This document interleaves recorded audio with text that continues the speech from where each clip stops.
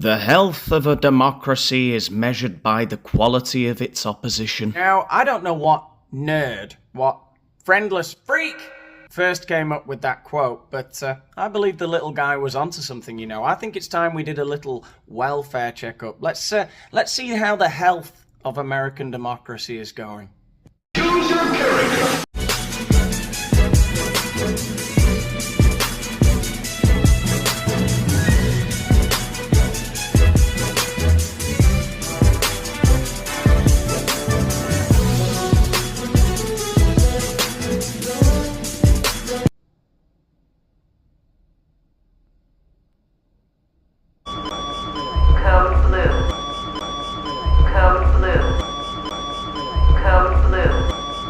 Who's Daniel Boland?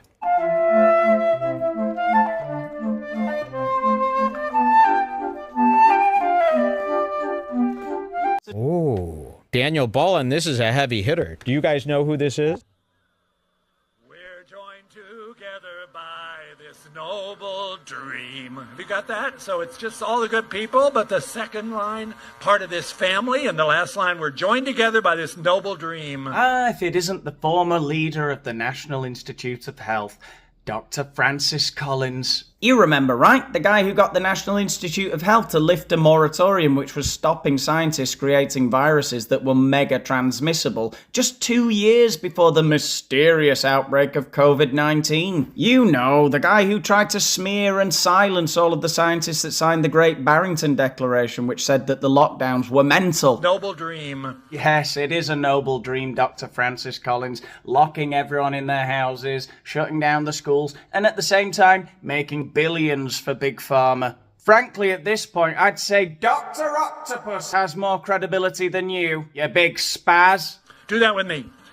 This is a song for all the good people. Come on. All the good people who are part of this family. This is a song. Quick recap then. So what have we seen so far on our welfare check on the health of American democracy? We're looking at the strength of the opposition. So we saw at the beginning of our video the likes of AOC and Jasmine Felicia Crockett doing their little Street Fighter stance thing. Very cringe.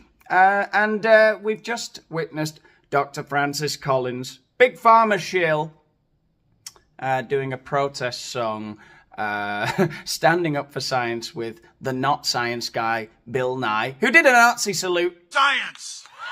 So that's who the Dems are aligning themselves with at the moment. I guess like teenage autists on TikTok and Bond villain scientists. Very good. If you do something creative, you're going to get criticism, right? But I actually applaud them for trying to do something different. And here's the reality. 7 million followers, whether you think it's cringe or you like it, we're on CNN on a Thursday night, and we're talking about it on national TV. So I think I understand what she's saying there, that essentially for the Democrats, their mindset now is that the message and policy and stuff like that, that's kind of secondary, okay? It doesn't matter if the whole world is laughing at us because we're so unbearably cringe and out of touch, just so long as it is the whole world. Basically, the Democrats' tactic seems to be now the old adage of any publicity is good publicity, which, I don't know, at least to me seems less like the electoral strategy of a serious political party and more like the kind of marketing stunt you'd expect from an OnlyFans whore. But I guess my question is, to what end? I don't get it. Like, I don't get it. I mean, maybe you will get 7 million eyeballs, but what is the point? I am not accustomed to helping your party do anything. Yep. But let me give you some advice. This was the dumbest thing I've ever seen. And if you read the comments today, Lord have mercy. Look, scrambling for new social media and communication strategies is not a replacement for fixing what's actually wrong. Now, I don't want to get all political, but if there is a job running in the Democrat Party for political strategist or something like that, I really think I could help you. Yo, this is the Ranking Rizzler on appropriations. You know, because I think there's a real problem with the left, particularly. You know, the Labour Party are doing it in England, this kind of TikTok videos with their obviously out of touch old politicians. Hey besties, I'm at the Labour conference, and this year the vibes are immaculate.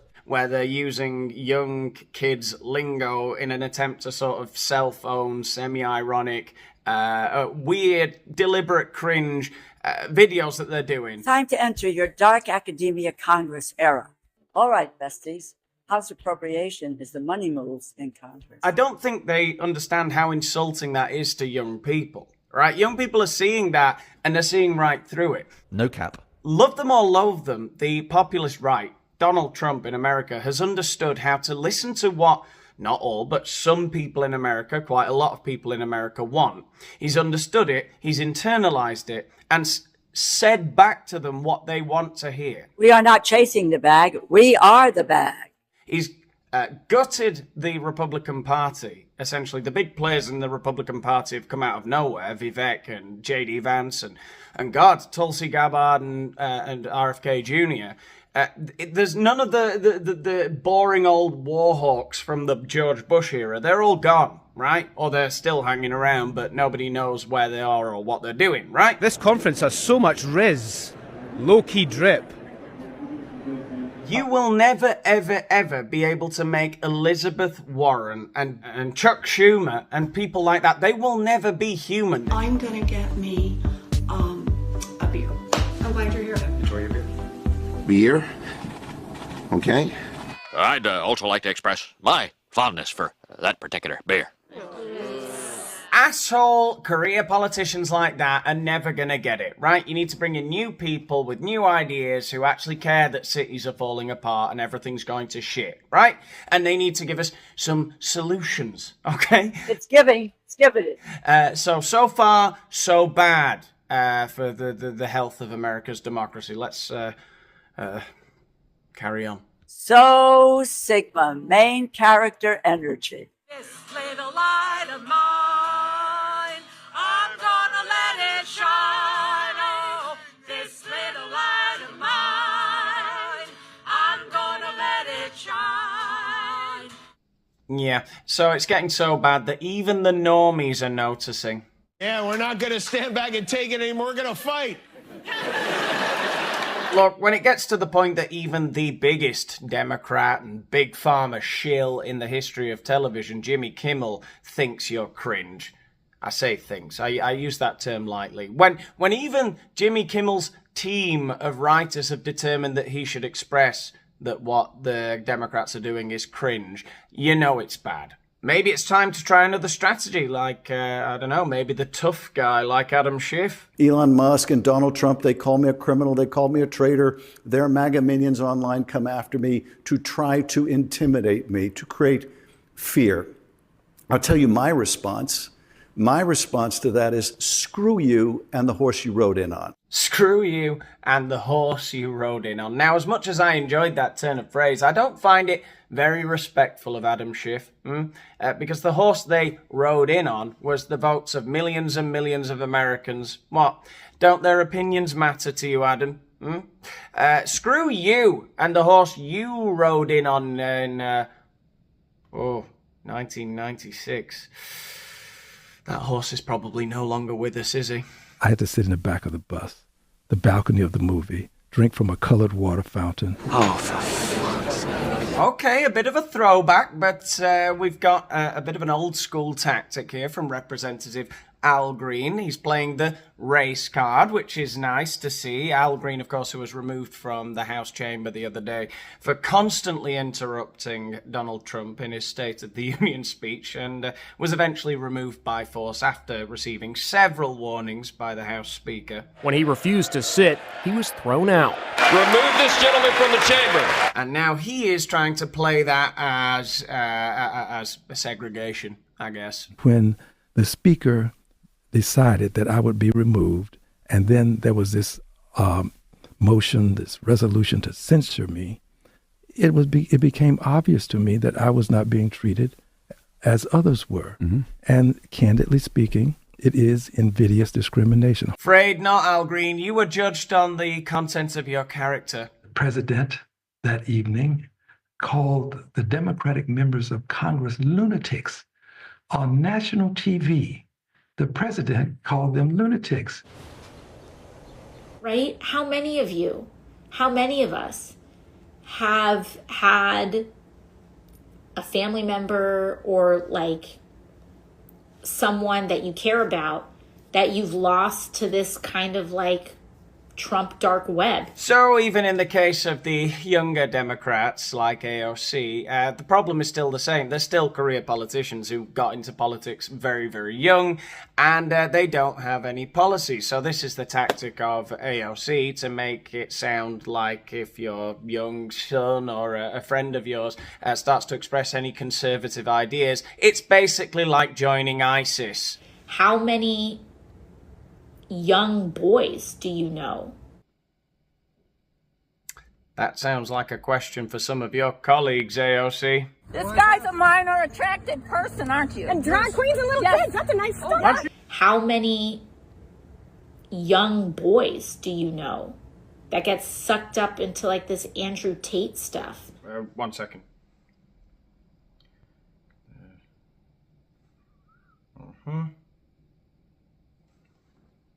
77.3 million, bitch! I feel genuinely really, I don't even feel defensive about it or angry about it.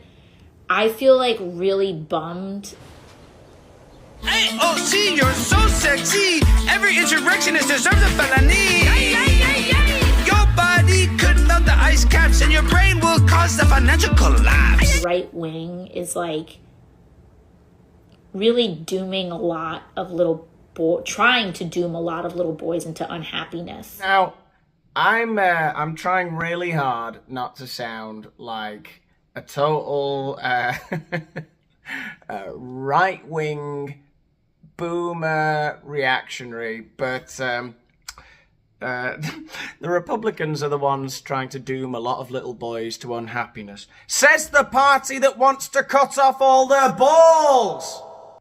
And like conditioning a lot of men into loneliness because of these ideas that they have around other people. Like, it's really sad to be, like, it's genuinely sad. Now, again, I am doing my utmost to, you know, not sound like some wildly out of touch old man. But is it conservatives that are making young men all lonely and unhappy?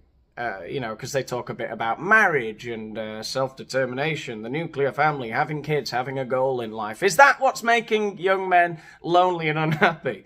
Or is it this kind of anything goes, low morality, OnlyFans, depraved, polyamorous, drug-fueled, Caligula would have blushed society that we're living in? Of course, I'm generalizing, and I'm just talking about the little bubble where I live here in northern Spain. But the more conservative-leaning people that I know kind of look happier. You know, they seem to have their shit together. A job, a house, a wife, and kids. The church on Sundays, clean shirts and a jumper, of course, with the moccasins. And let's go and have a vermouth while the kids are in communion. It's like that.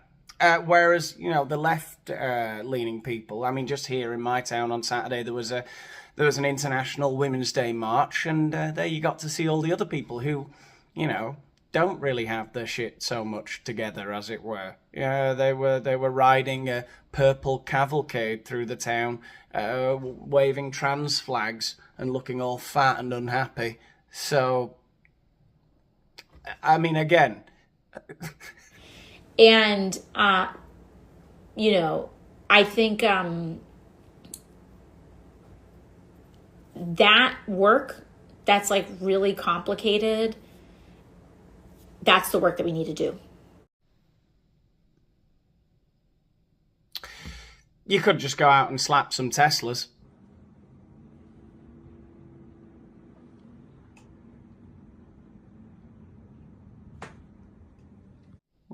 Yep, well, desperate times call for desperate measures, I guess. I don't know, tell me what you think in the comments. What do you think the Democrats could do to appear more cool and hip, or just friggin' human again, right? How can they start speaking to people in a way that people will engage with it? Who gives a shit? You know? Nobody cares about that. Have you had a good time? That's what I care about. Give the video a like if you have. Let the algorithm, let the universe know what a lovely time you've had. Leave a comment. Tell me what you thought. And what else? Subscribe to the channel if you haven't done so already. And join my Patreon if you want to help out with the channel even further. The link's under this video. And I'll see you in the next one. But Republicans' Project 2025 is mad sus. Eliminating the Department of Education? Negative aura points. Basically, the biggest phantom tax on the environment, on your education, and your rights. Big L posting it online, buddy. Democrats understood the assignment, but go off. See how I keep you informed? Very cutesy, very demure.